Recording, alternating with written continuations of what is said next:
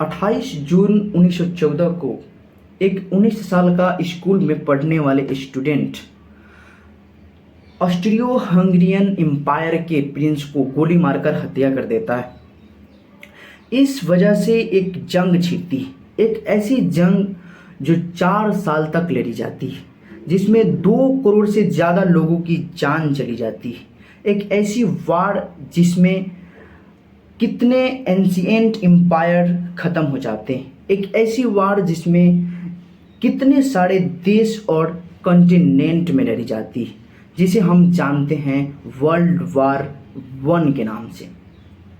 सुनने में बड़ा ही अजीब लग रहा होगा ना कि एक सिंगल गलती की वजह से, सिंगल कारण की वजह से दुनिया में वर्ल्ड वार 1 हो गया। लेकिन वास्तविकता, इसकी रियलिटी इतनी सिंपल नहीं है।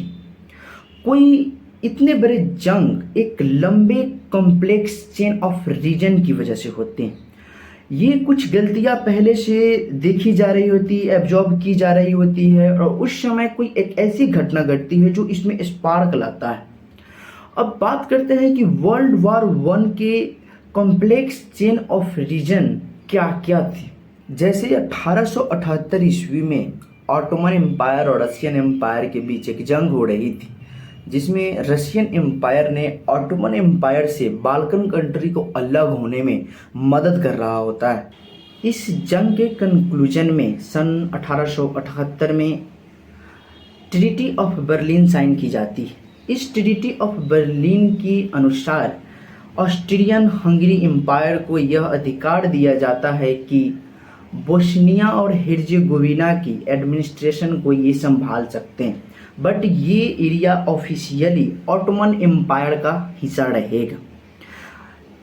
उसके बाद 1908 में, अक्टूबर 1908 में ये ऑस्ट्रियन हंगरी एम्पायर वाले ने ऑटोमन एम्पायर के एरिया बोस्निया और हिर्जेगोविना को अपने में इनेक्स कर लेता है, मतलब कि अपने में जोड़ लेता है, ऐड कर लेता है, हड़प लेता है उसको। इसके बाद एक और बात है कि जैसे कि ये जो बोस्निया और हिर्जेगोविना था वो ऑटोमन साम्राज्य में लगभग 400 साल से था।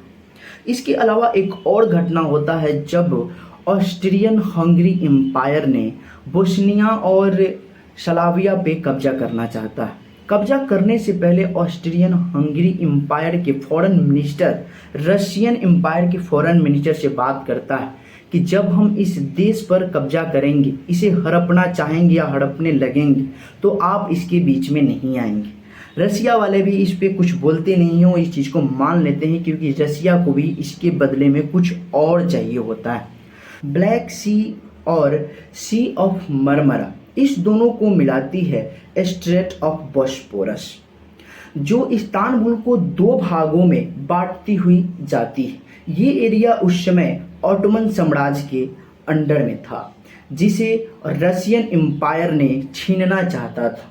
रशियन एम्पायर और ऑस्ट्रियन हंगरी एम्पायर के बीच ये बात हो चुकी होती है कि जब ऑस्ट्रिया हंगरी एम्पायर जब बोस्निया और स्लाविया पे कब्जा करेंगे, तो उसके बीच कोई भी किसी भी प्रकार का वाद रसिया नहीं करेगा। जब रसिया इस्तांबुल की तरफ अगर अटैक करता है, युद्ध करता है, जंग छिड़ता है, उसको हड़पता है, तो इस बीच ऑस्ट्रियो हंगरी एम्पायर इसके बीच नहीं आएंगे। इसके बाद ऑस्ट्रियो हंगरियन एम्पायर ने बोस्निया के बाद सर्बिया पे कब्जा करना चाहता है।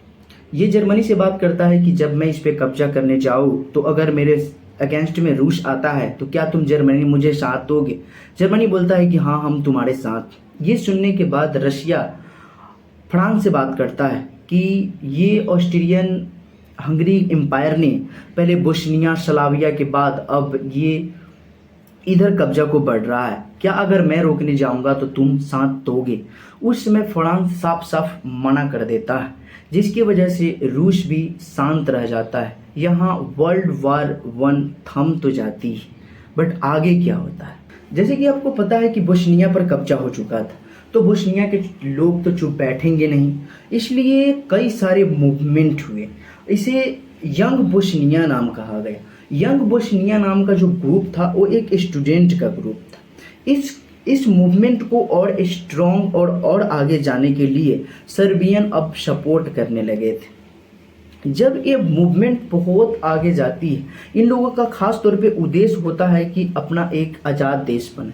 सिर्फ ये बोस्निया और हेर्जेगोविना की ही आज़ाद नहीं करना चाहते, बल्कि सर्बिया के साथ यूनाइट करके एक अखंड स्लाविक कंट्री बनाना चाहते हैं, जिसे ये यूगोस्लाविया कहेंगे। यंग बोस्निया के बहुत सारे पार्ट, बहुत सारे लोग अलग अलग जगह क्रांति कर रहे थे।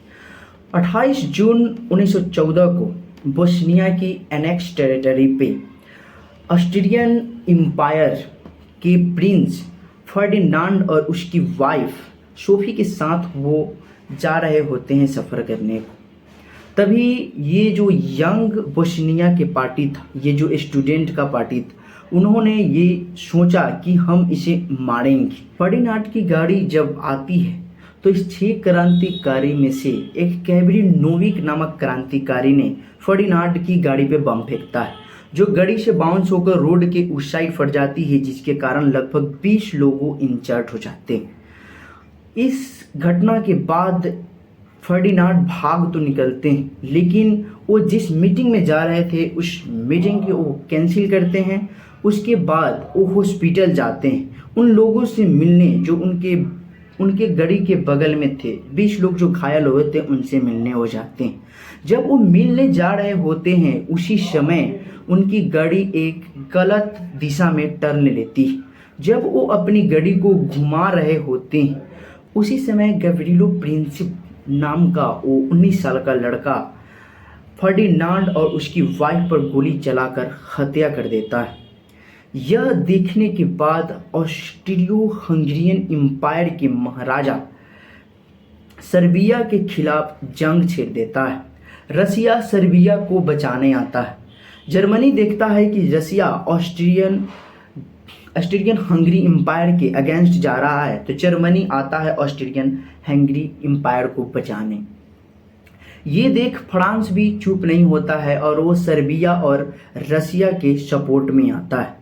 ऑटोमन एम्पायर की दुश्मनी रसिया से होता है, जिसके कारण वो ऑस्ट्रियो हंगेरियन एम्पायर के सपोर्ट में आता है। यूनाइटेड किंगडम भी रसिया सर्बिया के सपोर्ट में आता है। इसके बाद ये सारे यूरोपियन कंट्री आसपास में इतने एक दूसरे देश से बम गोले गिराने लगते हैं। बाद में जापान और अमेरिका भी इस वर्ल्ड वार 1 में इन्वॉल्व हो जाता है। ऐसे वर्ल्ड वार 1 की शुरुआत होती है।